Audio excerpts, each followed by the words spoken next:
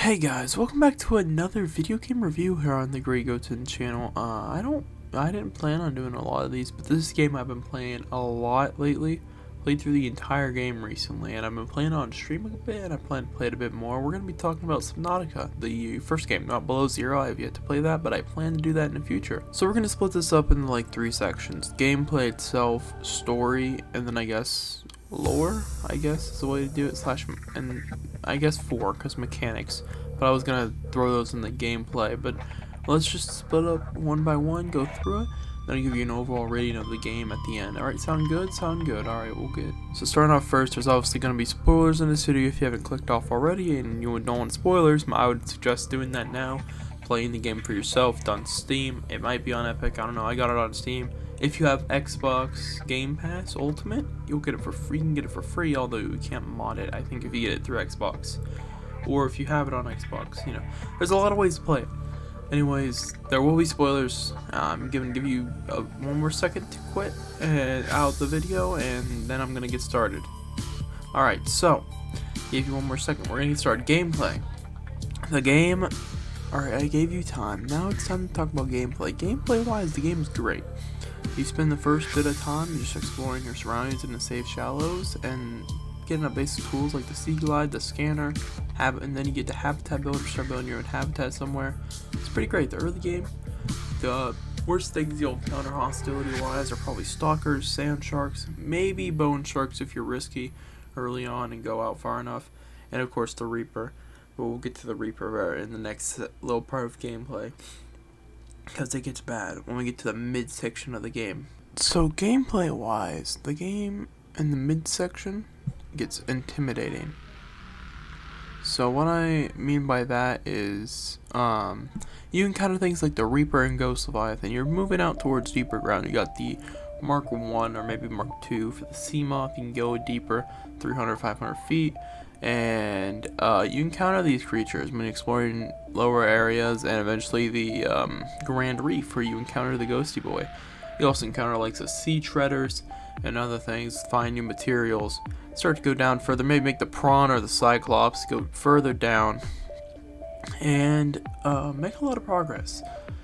Maybe find your way even to the Lost River in this section, and encounter even more ghost leviathans, because there's like 5 or 6 of them down there. Encounter all sorts of new creatures, the skull of the gargantuan leviathan, the other skulls, the precursor caches and bases, the gun on the GUN base on one of the islands. You find the other island, learn about the Degasi people. There's a whole lot in this midsection. It's the core of the game. You have your first encounter, if you didn't in the first part, with the Sea Emperor, and it's a trip the first time you have it happen, because you're not sure what's going on. And you could possibly end this at the end of the Lost River, in my opinion, when you find the inactive lava zone. But we'll get to that in the end section of the game for gameplay and story. I'm kind of throwing story in here as well. Time for the end, like the third and final part of the game. Make it to the inactive lava zone. You have your first encounter with a sea dragon leviathan. And I believe by now you may have been contacted a second time by the Sea Emperor, usually. So you gather resources in the inactive lava zone and find the base there to get the blue tablet. There's not too much else there besides to get another depth module through the resource groups there. Maybe fight the 2 sea dragons that are there. And then you make your way into the active lava zone, the final part of the game. That's probably also the most glitchy, but you know, it's fine. There's one more sea dragon down there, I believe, that I've encountered. If there is 2, let me know, but I only encountered 1 down there. I encountered 2 in the inactive. So anyway, you make it to the lava castle. We're just gonna move on and finish the story, and encounter the Sea Emperor in person.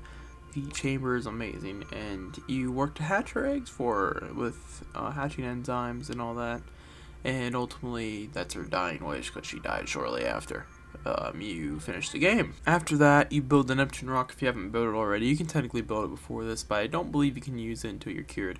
So then you disable the gun, make the rocket if you haven't already, and finish the game. That's the end of the story. You can also, you know, chill and not, I guess. You can just, if you have other things you want to do, like for example, I made a habitat, creature habitat or whatever it's called. Put all the eggs I'd collected over the game there, and watch them all hatch. I made 2. I think 1 for the cuttlefish and creatures I knew were like neutral or passive, then 1 for aggressive creatures, because it turns out the aggressive creatures, once you release them, still attack you even though you raise them. Doesn't make much sense to me, but that's the game's logic, because you raise them, but fair enough. But anyways, yeah, that's the story of Subnautica. Gameplay wise, there's not much to, I mean, it's great for a survival game and all of that, and probably one of my favorite survival games to play right now.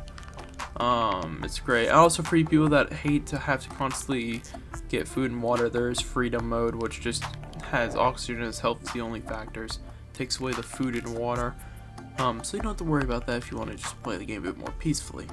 Peacefully is probably the wrong word there, but that's fine. Just don't go to the crater edge. But that's fine. So anyways, that's the gameplay and like stories part. We're gonna move on now to, I guess, sort of lore.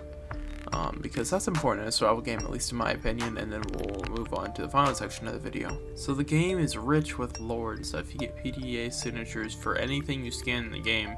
They give you more info about them, and you find a lot. You can get audios from certain like databases, data boxes, whatever you want to call them.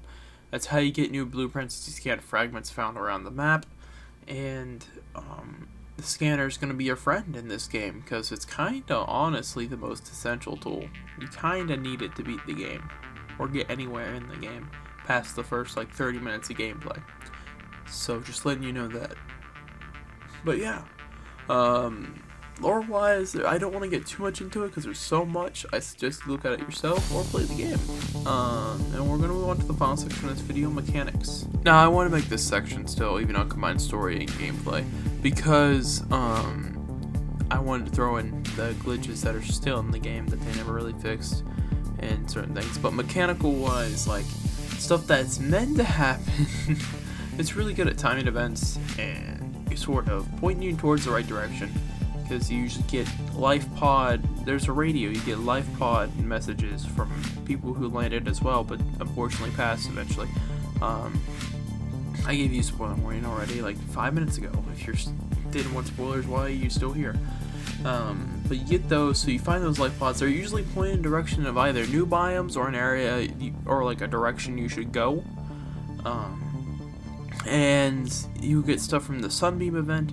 I won't get too much into that, but check that out, you know, play the game. And it's just pretty, the stuff that I've set up, pointing in the right direction, mechanics and stuff, how things just function. The AI is sometimes a little glitchy for some of the bigger creatures like the leviathans or the crab squids. They're a bit glitchy at times, but overall, I mean, it's not too bad for a $20 title, I believe it is right now on Steam. So yeah, I'd recommend it if you want a pretty cheap game and fun survival game to play. So finally, glitches. Glitch-wise, there's a couple. There's also a lot of loading glitches. Things will load right in front of you. The load times and stuff for like biome stuff is kind of bad. To load into a game on console, it takes like a minute. On PC, it's only about 15 seconds to load into your save, usually, on the average. So it's not too bad.